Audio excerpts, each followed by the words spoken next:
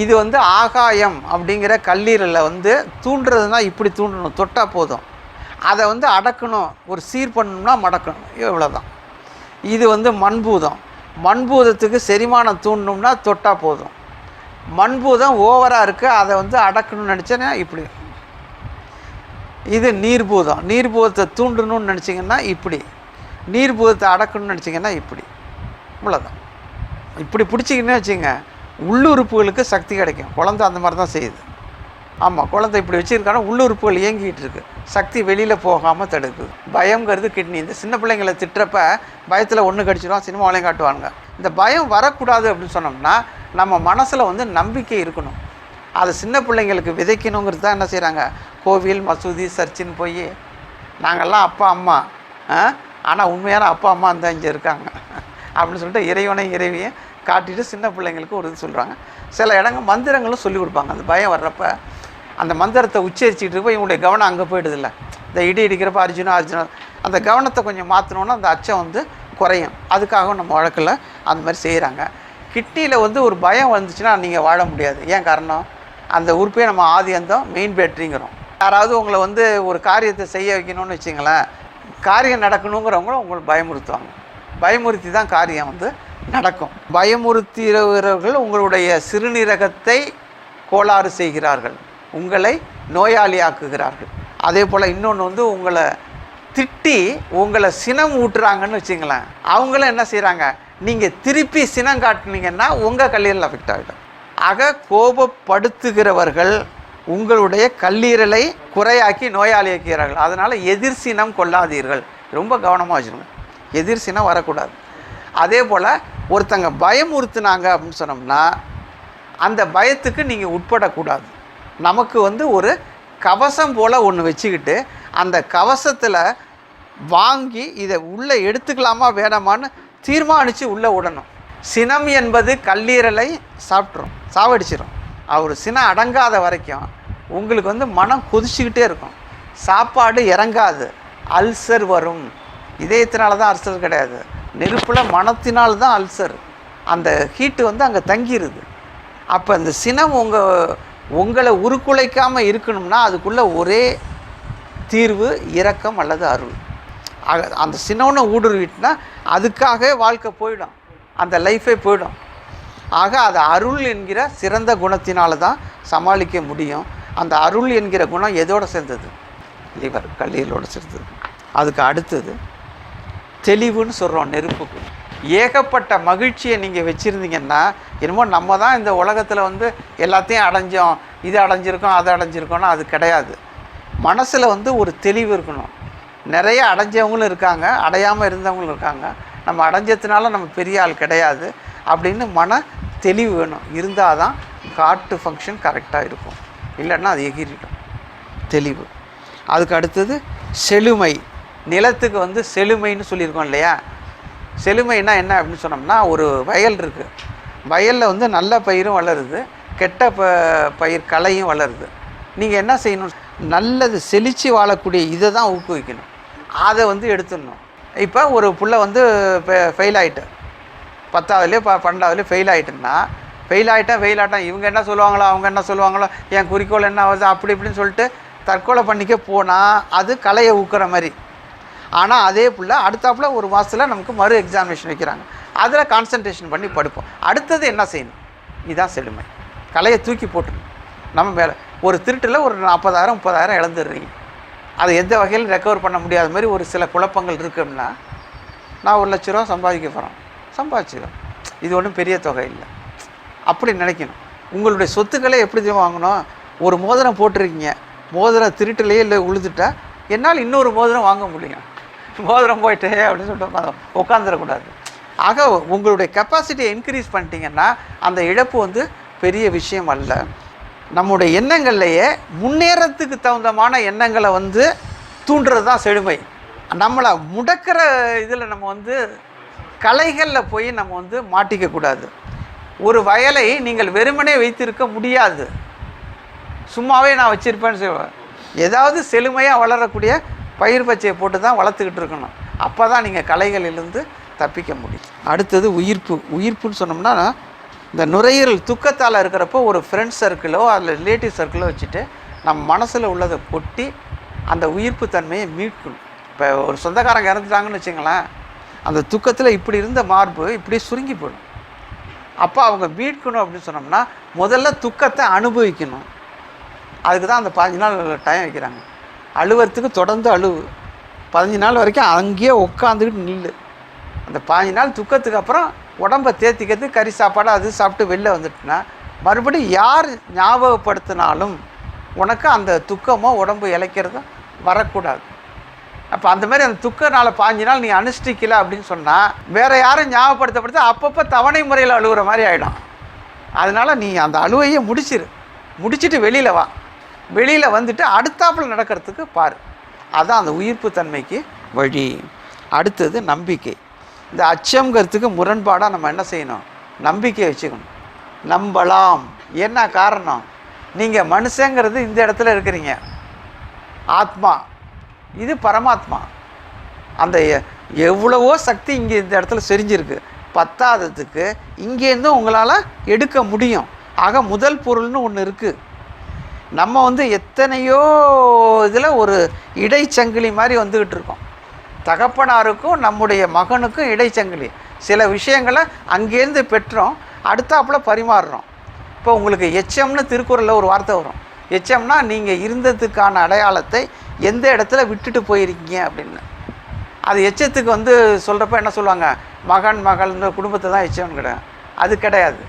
எச்சங்கிறது நீங்கள் எந்த வகையில் வேணாலும் விட்டுருக்கலாம். நீங்கள் புத்தகங்கள் எழுதியிருக்கலாம், பேசியிருக்கலாம், 4-5 நண்பர்களுக்கு எதுனாச்சும் சொல்லியிருக்கலாம். ஆக நீங்கள் வாழ்கிற இடம் எத்தனையோ மனம், உங்களுடைய சீடர்களே கூட உங்களுக்கு எச்சமாக இருக்கலாம். இன்னும் எவ்வளோ விஷயங்களை நீங்கள் விட்டுட்டு போயிடலாம். மகன் மகள் மட்டும் எச்சம் அல்ல. எவ்வளோ காரியங்கள் உங்களால் செய்ய முடியும். அது இருக்கிற காலத்தில் தான் உங்களால் செய்ய முடியும். ஆக அந்த இதை நம்பிக்கை அப்படிங்கிறது, இறை நம்பிக்கை அப்படிங்கிறது முக்கியத்துவம். அதுக்கு அடுத்தாப்புல பார்க்குறப்ப நீர் சுரப்பு. கண்களிலிருந்து கல்லீரலுக்குன்னு உள்ள சுரப்பு கண்ணீர். அதுக்கு அடுத்தது நெருப்புக்குன்னு உள்ளது தோலில் வரக்கூடிய வியர்வை.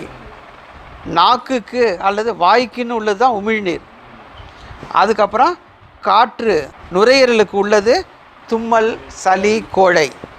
கிட்னிங்கிற உயிர் சக்திக்கு உடையது சிறுநீர், விந்து, மாதப்போக்கு. இந்த நீர்லாம் என்ன ஆயிடுதுன்னு சொன்னோம்னா கிட்னிக்குன்னு உள்ள ஃபங்க்ஷன்ஸ்.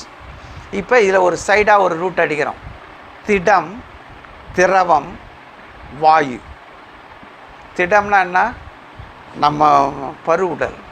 திரவம்னா என்ன? மனம். உங்கள் மனம் விரும்பினாதான் ஒரு சுரப்பு கூட நகர்ந்து அந்தாண்ட போகும். நீங்கள் ஒரு பொருளை விரும்பி சாப்பிட்டீங்கன்னா உமிழ்நீர் நிறையா வரும். அந்த ஈடுபாடு இல்லைன்னா உமிழ்நீரை நவராது. இப்போ மனம்ங்கிறத 2வது புகுத்தத்தில் நம்ம சொல்கிறப்ப 5 விதமாக சொல்லியிருப்போம். இது மேல் மனம், கான்ஷியஸ். இது சப்கான்ஷியஸ். கிட்னிங்கிறது சூப்பர் கான்ஷியஸ். நுரையீரல்ங்கிறது யூனிவர்சல் கான்ஷியஸ். மண்ணுங்கிறத மைன்யூட் கான்ஷியஸ், நுண்மனம் அப்படின்னு சொல்லியிருப்போம். ஆக மொத்த மனமும் ஏதாவது ஒரு மனதில் கோளாறு இருந்தால் கூட உங்கள் சுரப்பு இயங்காது. நீங்கள் மேல் மனசில் நீங்கள் நான் நல்லா தானே இருக்கேன் அப்படின்னு நினச்சிருப்பீங்க. சப்கான்ஷியஸில் ஏதோ ஒரு பயம் ஏதாவது இருக்கும், இல்லை சூப்பர் கான்ஷியஸில் ஏதோ ஒரு தடங்கள் இருக்கும். அப்பையும் அந்த சுரப்பு இயங்காமல் இருக்கும். அதனால தான் இப்போ இறந்தவங்க வீட்டில் அவங்களுக்கு மனசில் அப்படியே எல்லாம் நல்லா நவுந்துட்டு இருக்க மாதிரி பேசிகிட்டு இருக்க மாதிரி இருக்கும். ஆனால் அந்த இறப்பு சப்கான்ஷியஸில் அடிச்சிருக்கும். அப்போ பித்த நீரே சுரக்காது, இந்த நீர் எந்த நீரும் சுரக்காது. அப்போ போய் சாப்பாடு சாப்பிட்டா வயிறில் அது டீகம்போஸ் ஆகிடும். ஆக என்னென்ன சுரப்பு நீர்கள் இருக்குது அப்படின்னு பார்த்தீங்கன்னா, இங்கே பாருங்கள், மனதால் சுரக்கக்கூடிய சுரப்பு நீர்கள் இப்படி கையை வச்சுக்கிட்டிங்கன்னா இதுதான் பிட்யூட்ரி சுரப்பி, நினைவு திறன் புள்ளி. இந்த இடத்துல ஒரு மிளகை ஒரு 3 நாளைக்கு பரீட்சைக்கு முன்னாடி பிள்ளைங்களுக்கு விட்டிங்கன்னா படிப்பு சக்தி இம்ப்ரூவ்மெண்ட் ஆகும்.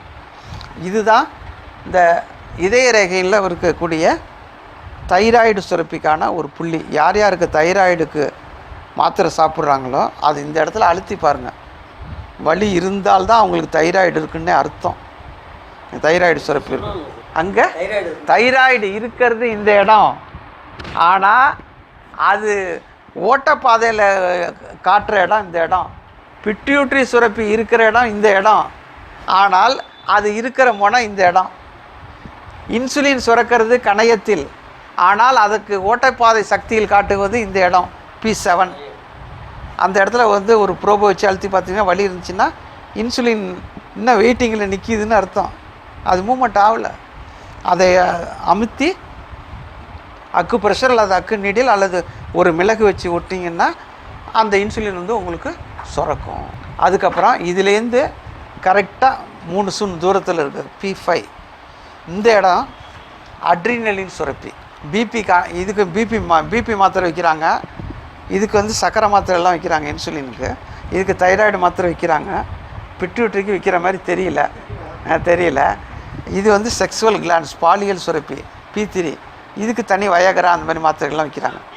P3 வந்து இப்படி பார்க்கணும். இந்த ஆண்டை வந்து இந்த இருதலை தசைனாரை பிடிச்சிங்கன்னு வச்சிங்களேன், அந்த வெளிப்பள்ளம் வந்து LU5 100% கிட்னி பவர். இந்த இடத்த பிடிச்சிங்கன்னா அந்த தொண்டை வறட்சி இந்த மாதிரி இதுக்கு கொடுக்கலாம். P3 நீர் பாயிண்ட்டு சுரக்கக்கூடிய தன்மையுடையது. P3 இந்த இடம் H3 இதயத்துக்கு வலிமை கொடுக்கக்கூடிய ஒரு தன்மை. ஒரு போராளி சண்டை போட்டுட்டு இந்த மாதிரி இயக்குனான்னா இயக்க முடியல, படுத்தே கிடக்கிறான், இதய வலிமை கொடுக்கணும்னு சொன்னோம்னா இந்த இடத்துல ஒரு நீடில் போட்டால் போதும், இதய வலிமை கிடைக்கும் அப்படின்னு சொல்லிட்டு. LU5 வந்து இப்படி பிடிக்கணும், இப்படி கையை நேராக அப்படி வச்சுட்டு இந்த இருதலை தசையினாரை பிடிச்சிங்கன்னா இந்த இடத்த மிக எளிமையாக தூண்டுகிற முறை என்ன அப்படின்னு சொன்னோம்னா, அக்கு ப்ரெஷர்னால் 21 தடவை சுற்றி 60 தடவை அமுக்கணும். இந்த இடத்துல ஒரு கையை எதனாச்சும் வச்சுட்டு அழுத்தணும். அழுத்திட்டு மூச்சு எடுத்து 4 2 6 2ங்கிறப்ப அழுத்திக்கிட்டே மூச்சு எடுத்து 2 கட்டை அப்படியே வச்சுக்கணும். அதுக்கப்புறம் மூச்சு விடுறப்ப இதை மேலே தூக்கிட்டு லேசாக 6 கட்டை கார்பன் டை ஆக்சைடு விட்டுட்டு கொஞ்சம் நேரம் வெயிட் பண்ணணும். 8 தடவை செஞ்சிங்கன்னா 100% கிட்னியை தூண்டின மாதிரி அர்த்தம். அஞ்சு பாருங்க கவனிங்க.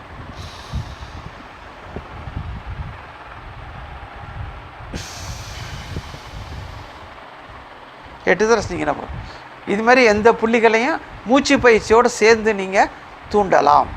மூச்சு திணற மாதிரி இருக்கும்பாங்க. நான் ஒருத்தட்ட அந்த மாதிரி சொன்னார், ஒரு மூலையில் போய் உட்காருங்க, உட்காந்துட்டு இப்படி கையை வச்சுங்க, 4 பங்கு காற்றை இழுங்க வச்சிருங்க, 6 பங்கு காற்றை விடுங்க, ஒரு 5 நிமிஷம் உட்காந்து செய்யுங்கன்னு. 5 நிமிஷம் கழிச்சு வந்து சார் ஃப்ரீயாக இருக்குது சார். மருந்து மாத்திரைங்கிறது கிடையாது. நீங்கள் நல்லா புரிஞ்சுங்க, உங்கள் உடம்பு நல்லா இருக்குன்னு நினச்சா மருந்து மாத்திரைனால எந்த காலத்துலேயும் ஆகாது. உணவு மூலம் ஆகும், மன உடல் பயிற்சி மூலம் ஆகும், சக்தி சேமிப்பு மூலம் ஆகும். 3ல் தான் ஆகும். மருந்தும் மாத்திரையும் நமக்கு எப்படி 3 நாளைக்கு இருக்கலாம், விருந்தாடி மாதிரி. மருந்தும் 3 நாள், இப்போ 3 வேளை. அதுக்குள்ளே ஏதாவது கொடுத்தா ரைட்டு. அதுக்கு மேலே நீங்கள் அதை வச்சுருந்தீங்கன்னா வைத்தியத்தில் கோளாறா, இல்லை உங்கள்கிட்ட கோளாறா, இல்லை வைத்தியம் செய்கிற முறையில் கோளாறா அப்படின்னு பல மாதிரி நீங்கள் யோசனை பண்ணணும். ஏன்னா நம்முடைய அமைப்பு அந்த மாதிரி தான் இருக்குது. இந்த வார்த்தை நமக்கு விருந்தும் மருந்தும் 3 நாள் ஏன் வருது? ஒரு விருந்தாடியை நீங்கள் வந்து ஒரு 10 நாள் ஒரு இடத்துல உட்காந்து பாருங்களேன், வந்தப்போ இருந்த மதிப்பு போயிடும். ஆட்டோமேட்டிக்காக நீங்கள் வெளியில் வரணும், இலையெல்லாம் போயிடும், தட்டு வரும், தட்டுலேயும் இட்லி வராது, பழையது வரும், அது மாதிரி மாறிடும். அதுபோல் அந்த மருந்தும் அதே போல் தான். நீங்கள் வந்து உடம்பை குணமாக்கணும்னா நீங்கள் எங்கே தேடணும்? உங்களுக்குள்ளே தான் தேடணும். அதுக்கு நீங்கள் காரணத்தை சரியாக புரிஞ்சுக்கணும். LU5 அந்த இடத்துல வந்து பெரிகார்டியம் 3, இங்கே H3. பின்னாடி இதை மடக்குனிங்கன்னா இது வெளிப்புள்ளி, இறங்கு புள்ளி. லார்ஜ் இன்டெஸ்டின் 11, அப்புறம் TW10, SI8. 3 இது இப்படி போகுது, 3 இது இப்படி திரும்புது. கீழே நிலம், மேலே நீர், அப்படி ஞாபகம் வச்சு. நீர் 6 புள்ளி இருக்குது. ஆக இதை அசைக்கிறது மூலம் என்ன செய்கிறீங்க? 6 புள்ளிக்கு வலு கொடுக்குறீங்க. ஆக அந்த கையால் உழைக்கணும் அப்படிங்கிறது முக்கியம். உழைச்சிங்கனால இந்த நுரைமன இதயங்கிறது நல்லா இருக்கும். மனம்ங்கிறதுனால தான் என்ன அசையும்னு சொன்னோம்னா ஒவ்வொரு திரவம் அசையும். ஆக உங்கள் மனதினுடைய எந்த பகுதியில் கோளாறு இருந்தாலும் அதுக்கான திரவங்கள் ஸ்டாப் ஆகிடும். அப்போ போய் நீங்கள் டாக்டர்கிட்ட போனீங்கன்னா என்ன செய்வாங்க? ஒரு துக்க வீட்டிலேருந்து நீங்கள் டாக்டர்கிட்ட போனீங்கன்னா உங்களுக்கு இன்சுலின் சுரவில் நீங்கள் சர்க்கரை நோயாளி, நீங்கள் மாடிப்படி ஏறிட்டு வந்திருக்கீங்க, இதய துடிப்பு அதிகமாக இருக்கும், அப்படியே நிட்டுனீங்கன்னு வச்சுங்க, நீங்கள் இதய நோயாளி, பிபி மாத்திரை கொடுத்துரும். ரத்த அளவு இங்கேருந்து தானே இங்கே போகுது. நமக்கு இனிப்பு தேவை, அதை நிர்வகிக்கிற பொறுப்பு நம்மள்கிட்ட இருக்குது. இரத்த அழுத்தம் தேவை, அதை நிர்வகிக்கிற பொறுப்பு நம்மிடம் இருக்கிறது.